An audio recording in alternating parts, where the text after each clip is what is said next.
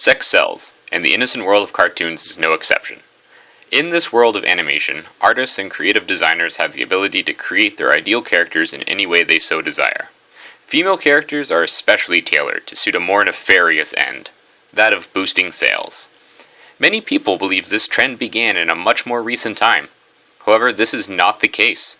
In the 1930s, a character was created that would change the face and body of characters forever. Betty Boop, the first sexualized animated female.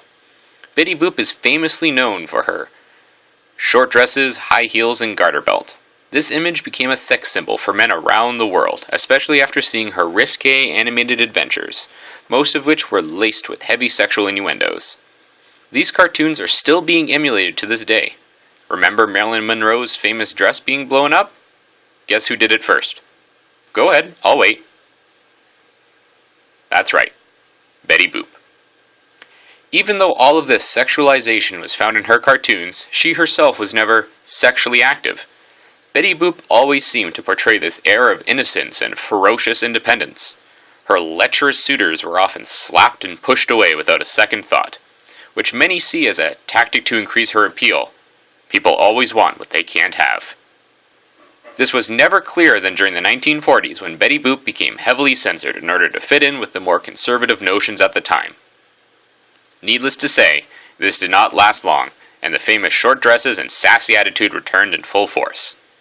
These aspects became a strong image for many feminist movements, and a lot found solace in her independence and ability to turn away all suitors that did not meet her standards. Other common themes in her cartoons seem to be hints at both homosexuality as well as ethnic love interests.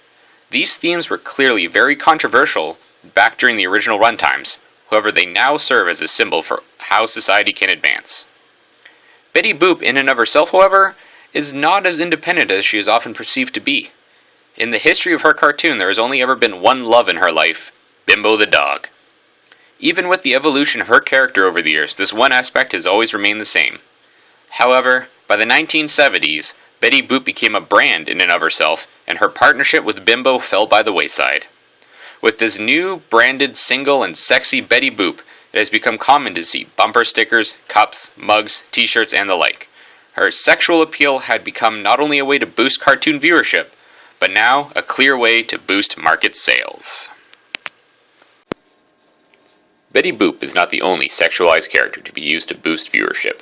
The world of comic books is renowned for being aimed at a male audience, especially in regards to its portrayal of female superheroes. Large breasts, skimpy outfits, unnecessary shots of their butts and cleavage.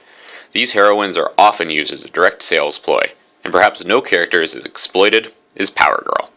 With all the powers of Superman and almost none of the weaknesses, PowerGirl is known for her fierce and aggressive personality and fighting style, almost as much as she's known for her physical assets.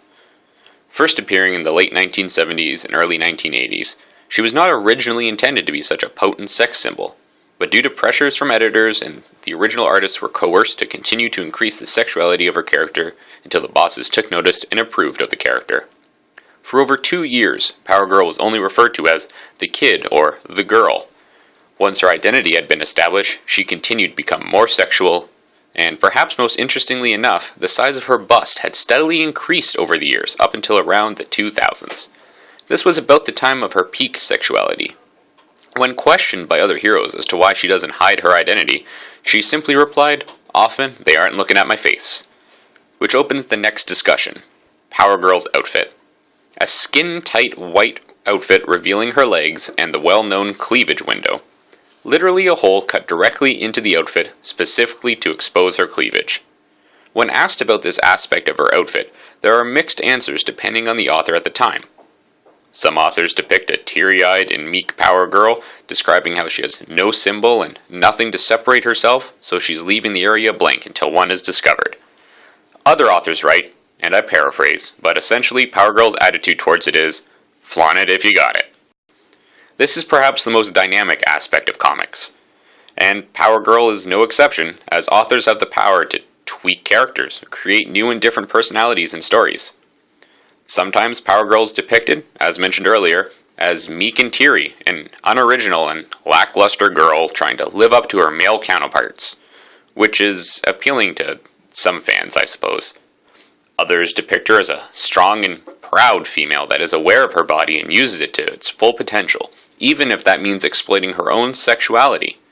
A good example of this is using her bosom to distract antagonists, or smashing a villain's X-ray goggles as he ogles at her.